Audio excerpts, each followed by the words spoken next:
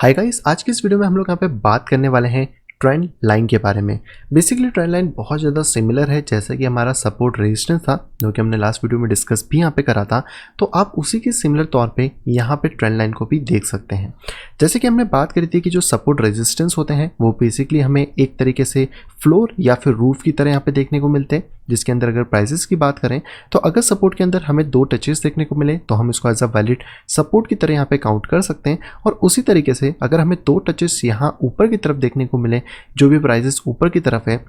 तो हम उसको एज अ रेजिस्टेंस यहाँ पे काउंट कर सकते हैं। तो इंपॉर्टेंट चीज़ जो हमारे लिए इस पूरे पोजीशन में होती है वो होते हैं टच, जिसमें कि हमें मिनिमम यहाँ पे 2 टचेस एक पर्टिकुलर लेवल के ऊपर चाहिए होते हैं, जिसके थ्रू हमें सपोर्ट एंड रेजिस्टेंस देखने को यहाँ पे मिल जाता है। अब अगर ट्रेंड लाइन की पे बात करी जाए तो ट्रेंड लाइन भी इसी तरीके से सिमिलर है, जिसके लिए आप यहाँ पे एक ट्रेंड लाइन जो टूल है आप इसको डायरेक्टली यूटिलाइज कर सकते हैं। और सपोर्ट रेजिस्टेंस क्योंकि हमारे पूरी तरीके से फ्लैट होते हैं जो कि आपको हॉरिजॉन्टल लेवल्स पे देखने को मिलते थे, लेकिन अगर ट्रेंड लाइन की बात करी जाए तो ट्रेंड लाइन हमें यहाँ पर 45 डिग्री के एंगल में मोमेंटम होती हुई मिलती है। बेसिकली इस ट्रेंड लाइन को आप अप साइड में और डाउन साइड प्राइसेस के दोनों तरफ यहाँ पे ड्रॉ कर सकते हैं।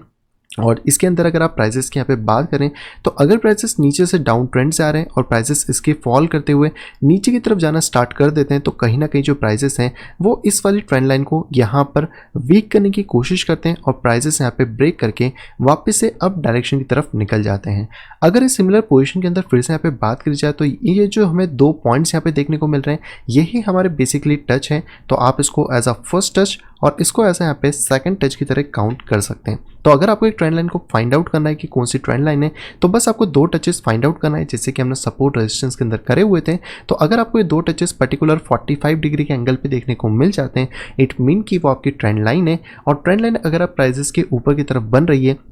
तो चांसेस ज़्यादा इस चीज़ के बढ़ जाते हैं कि जो प्राइसेस हैं वो ट्रेंड लाइन को वीक करेंगे और वीक करने के बाद अप डायरेक्शन की तरफ ब्रेक यहाँ पे कर देंगे। इसी तरीके से अगर आपकी जो ट्रेंड लाइन है वो डाउन तरफ बन रही है तो चांसेस हैविली हो सकते हैं कि जो मार्केट है वो अप तरफ से आ रहा हो और कहीं ना कहीं मार्केट शॉर्ट टर्म में वापस से अप जाने की कोशिश कर रहा है, जो कि बाद में जाके वापस से नीचे की तरफ गिर सकता है। इसके अंदर भी आपको वापस से यही 2 पॉइंट देखने को मिल जाते हैं जहाँ पे कि आप इस चीज़ को वापस काउंटर कर सकते हैं। तो अगर आपको कोई भी ट्रेंड लाइन फाइंड आउट करनी है तो ये बहुत ही ज़्यादा ईजी तरीका है जहाँ पे कि आप 1 और 2 टचेस के थ्रू इस चीज़ को फाइंड आउट यहाँ पे कर सकते हैं। जैसे लास्ट वीडियो में हमने सपोर्ट रेजिस्टेंस की जब बात करी थी तो हम बॉडी की जो कैंडल्स उसकी बॉडी और वीक को यहाँ पे टेस्ट कर देते हैं, उसी तरीके से यहाँ पर भी हम वीक टू वीक या फिर बॉडी टू बॉडी कनेक्शन यहाँ पे कर सकते हैं।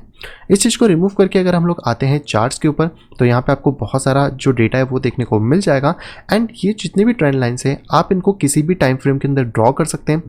जिस टाइम फ्रेम में आप ड्रॉ करेंगे उतना ज़्यादा डेटा हमें यहाँ पे लेना होगा। जैसे कि अभी हम लोग 1 डे की टाइम फ्रेम के अंदर हैं तो हम यहाँ पे बहुत ज़्यादा डेटा के ऊपर एनालिसिस करेंगे, लेकिन अगर हम लोग यहाँ पर 15 मिनट 5 मिनट या किसी और टाइम फ्रेम में जाते हैं तो हम कम डेटा को फिर वहाँ पे एनालिसिस करेंगे। आप इस पर्टिकुलर एरिया में देख सकते हैं कि जो प्राइसेस हैं यहाँ पर वो पर्टिकुलर एक अप डायरेक्शन की तरफ है। जैसे हमने सपोर्ट रेजिस्टेंस में बात करी थी कि अगर प्राइसेस ऊपर जाके वापस नीचे गिरते हैं, जो कि आप इस पोजीशन में देख सकते हैं, तो जो हमारे पास लास्ट बेस होता है बेसिकली वो हमारा रेजिस्टेंस यहाँ पे बन जाता है। उसी तरीके से सपोर्ट रेजिस्टेंस के बाद जो ट्रेंड लाइन होती है वो भी यहीं पे ड्रॉ करी जाती है। तो आप वापस यहाँ पे ट्रेंड लाइन का जो टूल है इसको ले सकते हैं और इसमें बस आपको जो पॉइंट्स हैं उनको यहाँ पे मैच करना है। तो इसके लिए आप यहाँ पे जा सकते हैं, मैग्नेट टूल को ऑन कर सकते हैं। इसके अंदर आप वीक या स्ट्रॉन्ग मैग्नेट जो भी आपको लगता है, जैसे मैं वीक मैग्नेट को ले लेता हूँ और मुझे बस अभी इस वाले की पॉइंट जो भी मेरा एक लास्ट स्विंग हाई है उस पॉइंट को अटैच करना है। और उसके बाद अगर कोई स्विंग हाई का लो पॉइंट हमें देखने को मिलता है तो हम वापस से उसमें इस लाइन को अटैच यहाँ पे कर सकते हैं। और इस लाइन को अटैच करने के बाद आप मैग्नेट टूल को ऑफ कर सकते हैं और इस लाइन को आप पर्टिकुलरली आगे तक इसी डायरेक्शन में फ्लो अप यहाँ पे कर सकते हैं। तो यहाँ पे आपको एक चीज़ देखने को मिलेगी कि जो पहला हमारा ऑलमोस्ट स्विंग हाई था ये बेसिकली हमारे पास था यहाँ पे फर्स्ट टच, और इसके बाद जो हमारा दूसरा स्विंग हाई था जो कि पिछले वाले स्विंग हाई से थोड़ा सा लो था, वो उसको बेसिकली हम यहाँ पे कह सकते हैं सेकंड टच। तो 2 टचेस अगर हमें एक वैलिडेटर मिल जाते हैं तो जो लाइन है इसे हम लोग as a trend line consider कर लेंगे। फिर आगे जाके फ्यूचर में इसमें कितने भी टचेस यहाँ पे हो सकते हैं। एंड इस चीज़ का ध्यान रखें कि जब कभी आप सपोर्ट रेजिस्टेंस या फिर ट्रेंड लाइन को ड्रॉ करते हैं तो जो प्राइजेस हैं इनके बीच में थोड़ा सा गैप रह सकता है। कभी भी ये लाइन एकदम एक्यूरेट नहीं होती है है, जिसकी वजह से प्राइसेस हमेशा थोड़े ऊपर थोड़े नीचे या फिर कई बार एक्यूरेट फॉर्मेशन में भी यहाँ पे रह सकते हैं। और क्योंकि ये ट्रेंड लाइन जो है ये प्राइसेस के ऊपर बनी है, तो चांसेस जिस हिसाब से मैंने आपको बताया था कि ज़्यादा हो जाते हैं कि प्राइसेस अगर आके बार बार एक ही ट्रेंड लाइन को मार्केट के अंदर हिट करने की कोशिश करता है तो कहीं ना कहीं प्राइसेस को ब्रेक करके वापस से अप डायरेक्शन की तरफ यहाँ पे निकल जाता है। इसी तरीके से अगर आप प्राइसेस में आगे जाके और चीज़ों का एनालिसिस करने की कोशिश करेंगे तो आपको देखने को मिलेगा कि अगर आप वापस इस मैग्नेट को ऑन करें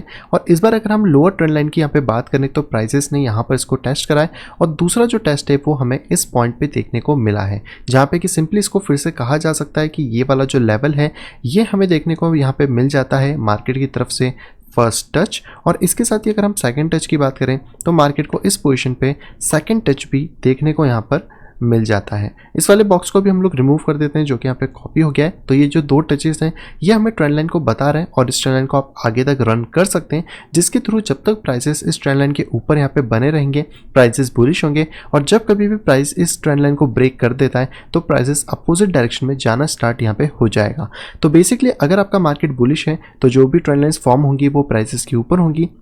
लेकिन जब कभी भी आपका मार्केट बियरिश होना स्टार्ट हो जाता है तो कहीं ना कहीं जो ट्रेंड लाइन है वो प्राइसेस के नीचे की तरफ फॉर्म होती है और उसको ब्रेक करके प्राइसेस नीचे के डायरेक्शन में जाना स्टार्ट कर देते हैं। इसी तरीके से ट्रेंड लाइन को आप ड्रॉ कर सकते हैं। तो जब बियर मार्केट है तो आप इस ट्रेंड लाइन को ईजिली ड्रॉ कर सकते हैं, बस आपको 2 पॉइंट्स ढूंढना है और उन पॉइंट्स को यहाँ पर थोड़ा सा लंबा कर देना है, जिससे कि आपको उसके ब्रेक का और बाकी सारी चीज़ों का आइडेंटिफिकेशन यहाँ पे मिल सकता है। अगर अभी जैसे करंट बिटकॉइन के प्राइसेस की बात करी जाए तो यहाँ पर अगर आप इस ट्रेंड लाइन को इस तरह ड्रॉ करते हैं तो कहीं ना कहीं आपको फर्स्ट टच यहाँ पर, सेकंड टच यहाँ पे देखने को मिल जाता है, और अभी अगर करेंटली प्राइसेस वापस ऊपर आते हैं तो हमें एक थर्ड टच यहाँ पे देखने को मिलेगा, जिसके बाद अगर मार्केट इसको ब्रेकआउट कर लेता है एक अच्छे वॉल्यूम के साथ तो मार्केट इसके हाई तक इसको टेस्ट करने के लिए फिर यहाँ पे जा सकता है। तो अभी तक जो हमने ट्रेंड लाइन देखी थी वो देखी थी 1 डे के टाइम फ्रेम में। इसी तरीके से आप 4 आवर के टाइम फ्रेम में भी इन ट्रेंड लाइन को ड्रॉ कर सकते हैं, और ये ट्रेंड लाइन बाकी 5 मिनट 15 मिनट सभी टाइम फ्रेम में सेम यहाँ पर रहने वाली है। मैं यहाँ पे जो चार्ट ले रहा हूँ ये ले रहा हूँ मार्च 2020 का, जहाँ पे कि कोरोना डंप के टाइम पे मार्केट आया था, क्योंकि इसी चार्ट के अंदर हमें मार्केट के दोनों ट्रेंड देखने को मिल रहे हैं, मार्केट का अप ट्रेंड और मार्केट का यहाँ पे डाउन ट्रेंड। इन दोनों ही ट्रेंड्स के अंदर आप इस चीज़ को बड़े आसानी से आइडेंटिफाई कर सकते हैं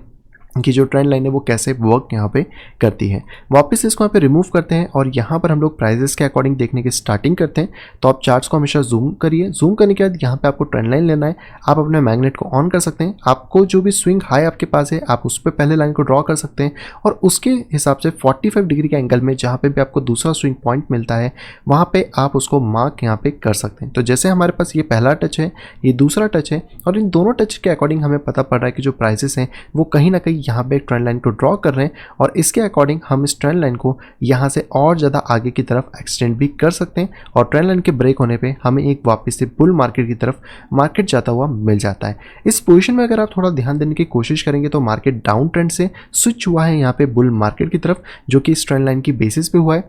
और अगर यहाँ पे ये मार्केट बियरिश होता तो कहीं ना कहीं जो ट्रेंड लाइन है वो इस तरीके से नीचे की तरफ से ड्रॉ होती, जहाँ पे कि प्राइसेस को ब्रेक कर जाते हैं, और हमारे पास जो पॉइंट्स होते फिर से ये पहला टच और दूसरा टच हमें यहाँ पे देखने को मिल जाता। अगर हम वापस इस मार्केट को आगे एनालिसिस करते हैं तो आप वापस ये चीज़ देख सकते हैं कि जो ट्रेंड लाइन है वो कंटिन्यूसली यहाँ पर बुल मार्केट में प्राइसेस के ऊपर की तरफ फॉर्म होती हैं, और कई बार प्राइसेस के अंदर आपको फेक आउट्स भी देखने को मिलते हैं इस तरीके के विक्स को, तो आप इनको इग्नोर कर सकते हैं। और जो जिस लेवल पे आपको ज़्यादा अच्छी तरीके से ये लाइंस के टचेस देखने को मिले विक टू विक, आप उनके ऊपर ज़्यादा फोकस यहाँ पे कर सकते हैं। प्राइसेस जैसे जैसे चेंज होते जाएंगे, जैसे जैसे आगे बढ़ेंगे आपको और ज़्यादा टचेस देखने को मिलेंगे, और प्राइसेस के अंदर चेंजेस जैसे ही होते हैं, जब प्राइसेस ऊपर की तरफ होंगे तो कहीं ना कहीं आपको नीचे का एक सपोर्टिव लेवल देखने को मिल जाता है। और जैसे मैंने स्टार्टिंग में भी बताया था कि आपको 2 टचेस से मतलब है, तो जैसे आपको 2 टचेस मिल जाते हैं आप उसको as a valid trend line यहाँ पे ले सकते हैं। तो बुल मार्केट के अंदर जो ट्रेंड लाइन है वो हमेशा प्राइसेस के